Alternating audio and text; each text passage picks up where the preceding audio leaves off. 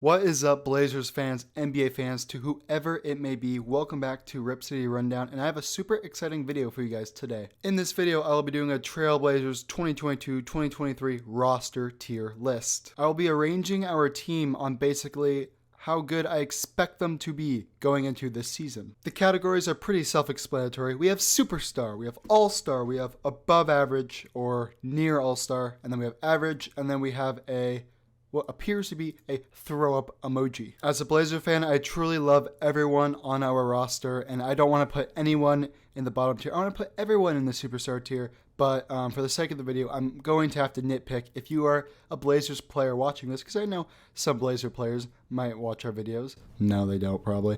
But if you are one of the Blazers players and I put you in that trash category, just use it as motivation because I'm really rooting for you. Okay, guys, for the first player, we have Josh Hart. Josh Hart is 27 years old. He's going into, I think it's his 6th year, and Josh Hart has gotten them better every single year he has been in the league. He went from, a 10-point scorer on the Lakers to, a little higher score on the Pelicans.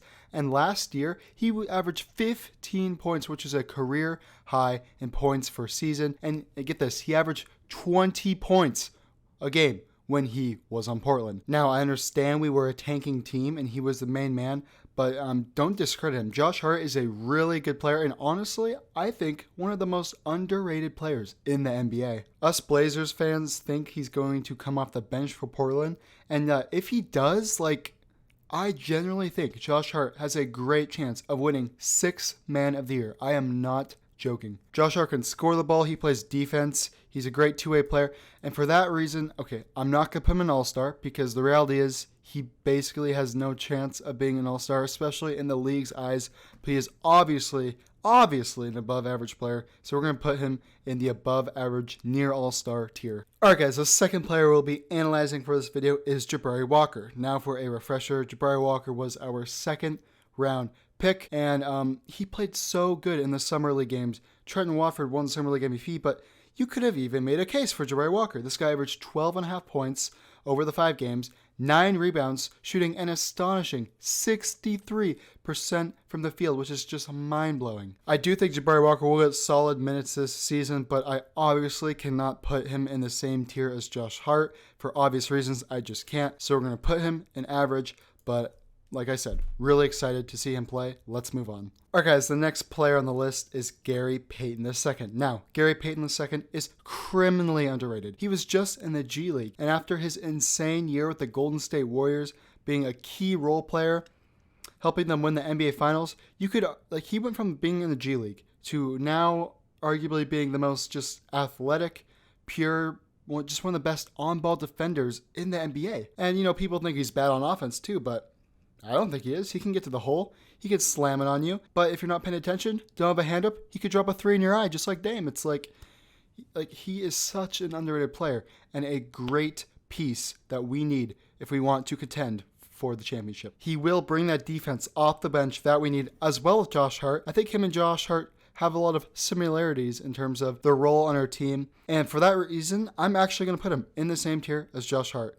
Above average, near all-star. Gary Payton II, you deserve it. All right, guys, now we have Greg Brown. Now, like Jabri Walker, he was our 2nd round pick, but it was for the 2021 draft. He played up to par last year. Didn't get a lot of minutes, but, got over 4 points a game. Pretty expected. I think if he gets more minutes this year, he can improve drastically. I see a lot of potential in him, so I'm going to put him in the same tier as Jabri Walker. All right, guys, now we got Drew Eubanks. Don't underestimate him. He is a beast. 6'8", 25 years old. This is his, I think, 5th year in the NBA, 4th year, something like that. Had a slow start to his career on the Spurs, it was, averaging, 2 points a game, 4 points a game, 5 points a game. But then he comes to Portland, and let me tell you something, he is on the rise. I understand we were a tanking team, but Drew Eubanks averaged 14.5 points and an astonishing 8.5 rebounds for Portland last year. Does he do it again? I don't know. Does he get better? I don't know. It's just hard with, I don't know how many minutes he's going to get. So I'm going to put him in average, just like these two. All right, guys, now we have Shaden Sharp. Basically, the whole reason why we tanked this year to get this guy, 7th pick in the 1st round of the 2022 NBA draft, and it's hard. He didn't play any summer league games.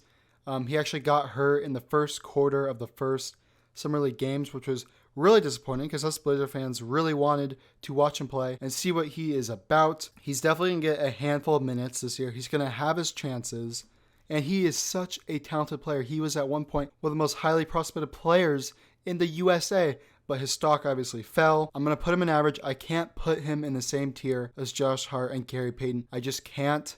But I'm still expecting big things regardless, and he's going to have his chances, and I hope he turns into an all-star. All right, guys, where do I rank Trenton Watford? A really difficult one. Last year, averaged 7 points, had a good run there at the end of the year, but, wasn't amazing, right? But then Summer League happens, and he goes absolutely nuclear mode, wins Summer League MVP, got a ring before Dame technically, so he's a superstar, right? Yeah, but I don't know, guys. I feel like I can't put him in this tier. I think he's close though. I think he really is close to this above average tier, but I don't know. I just can't put him in the same tier as Josh Hart and Gary Payton yet. So I'm going to put him in the average category along with these 5. All right, guys, now we are ranking the Bosnian Beast himself, Jusuf Nurkic. It's kind of hard to gauge where Nurkic is in his career. I mean, he's 27, 28 years old. You'd like to think he's getting better. You'd like to think he has some positive growing years ahead of him. But then you got to remember that gruesome injury he had in 2019. And a lot of people are saying, Nurk will never be like his old self, blah, blah, blah, blah, blah, blah. It's like, I'm a little confused when people say that. Look at the stats. Nurkic averaged 15 points, which is the same he did in 2018 before his injury. And Nurkic averaged a career high in rebounds last season, averaging 11.5. I understand we were a tanking team. We didn't have Dame, and then CJ got traded. I understand how maybe it's easier to have better stats when you're a tanking team, but Nurk is still a beast. And if we want any chance to win a championship, we need Nurk to play like the Bosnian Beast. Nurk, you saw how bad we struggled without you in the 2019 postseason. You saw us crash when you fouled out in the Denver series. Like, we need you, Nurk. We need you. Anyway, for the list, I think he has all-star potential. I really do. I really do think Nurk has all-star potential.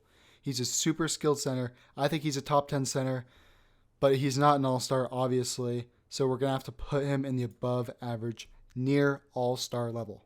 All right, guys, now we have Jerami Grant. Super, super excited to see Jerami Grant play in a Blazers uniform. Obviously, we traded our 2025 pick for him, and he's in his prime. He's 28 years old, and he is a 20-point-a-game scorer, which is absolutely insane. And I feel like that's just a cherry on top. We don't even want him for the offense. We don't even want him for the offense. The point in acquiring Jerami Grant was to, move us from a awful defensive team to just an average defensive team. We have the offensive tools to make, our team, whatever, top 10, top 5 offense in the NBA. I feel like Jerami Grant kind of follows that Rocco role, Robert Covington role, and, that just defensive starter we wanted. But I think, obviously, Jerami Grant is a way better offensive player than Rocco. So I really do hope, and I think he will be an upgrade. On the list, I mean, do I put him in All-Star? I mean, look, Dame's never played with an All-Star. So it's like, people are always saying, is this the year Dame might actually play with a true All-Star? That being, I guess, the 3 options would be Jerami Grant, Nurk, and Simons. I really don't think Nurk will be an All-Star. And honestly, I hate to say, I don't really think Jerami Grant will be an All-Star, but I think he'll be near an All-Star. So that's why I'm going to put him in the above average, near All-Star category. I'm just thinking right now, if I have the balls to put Simon in that All-Star category. We'll see when we get there. He's last. Let's move on. All right, guys, now we got Luzada. Don't know much about him. He had a summer league performance to forget, though. Didn't play so hot. He prioritizes his shots and three-point shooting. He shot 39% from 3 in his NBA career so far. I think it was 39% when I looked it up, which isn't too bad, but his field goal percentage is even lower than that, like 36, 37%. Not good there. Hasn't played a lot of NBA games yet. Has a lot to prove. I really do see potential in him because he is a great shooter and I know he can get hot, but I'm going to put him in the bottom. Not because he's bad or anything. I think he can develop into an amazing player, but I just feel like I'm more, amped up watching these guys play than to do Luzada. So that is why I'm going to put him in the bottom tier. This shouldn't be called throw up tier. Let's say like slightly below average. I don't know. Just because he's not like vomit worthy. Like no one on the team is vomit worthy. I love everyone on this team. Many Blazer fans think this is Nasir Little's year, and I cannot disagree with that. In my opinion, Nasir Little has the best chance to be the most improved player on the Blazers this season. Nasir Little has improved drastically, and I think we are going to see him in the starting spot opening night. I love everything about Nasir. I think he's an above average offensive player and an above average defensive player. But what I love most about him is just his mentality. He's the kind of player to dive for a ball in preseason when we're up 30 points. I mean, that's just what I love about him, and I think he brings a lot of energy to the team. Obviously, he's not an all-star and probably has no chance to be unless he's the most improved player of the year, but we're going to put him in the above average, near all-star category. All right, guys, Dame Dollar, put him in the superstar, no hesitation. Oh my goodness, every NBA fan, the media, ESPN, NBC Sports, all these websites, they think Dame is going downhill. They think he's going to be, or just maybe barely a top 20 player next year, and that is so disrespectful. Obviously, Damian Lillard was hurt in the 2021 season, but before that, the last time we saw Dame Dollar, he was dropping 55 on a Nuggets team, having the highest playoff performance, just the best playoff performance in NBA history. And then the year before that, 2020, bubble MVP. I mean, Dame Dollar is just like GOAT level, and he was hurt. He got a surgery. He says he was injured since 2017. Lillard himself said he was injured since 2017. And now that he is recovering from his surgery, hopefully back to his full self, I expect him to be a superstar. And obviously Lillard's going to have to play like a superstar if he want any chance to win a title. Hopefully he'll play with an all-star. And look who's next, guys. Do I put him in the all-star tier? Last year was Anthony Simons' year. It was his most improved year. It's what turned him from a mediocre bench player to a 20-point-a-game player in the starting lineup. I think Anthony Simons should have been in the conversation for most improved player of the year with Jordan Poole and John Morant, in my opinion. Simons has been consistent for enough games to prove that he is the real deal, and he deserves his contract for sure. And it's hard to think if Simons will actually be an all-star. There are so many good guards in the West. Like if Chris Paul, for example, does a little bit worse than Simons this year, I still think Chris Paul is going to get the nod over Simons and win all-star. It's so hard. There's so many good guards in the West. But for the sake of the list, I'm going to put Anthony Simons in the all-star category. I think he surpasses these 5 in terms of expectations. So even though I don't actually think he's going to win all-star, I think he could. I'll give him like a 20-30% chance maybe. I think he could. But for the sake of the list, we're going to put him in the all-star tier. All right, guys, that's going to do it for this video. Make sure to like and subscribe. Did I get any of these wrong? Should I made any changes? Also, this roster was missing a few players like Justin Winslow, Keon Johnson, so I apologize for that. I did not make this tier list, but I should learn how to make tier lists myself, because I bet I can make some pretty nice tier lists. Anyway, like I said, like and subscribe for more Blazer content. See you guys in the next video. Goodbye.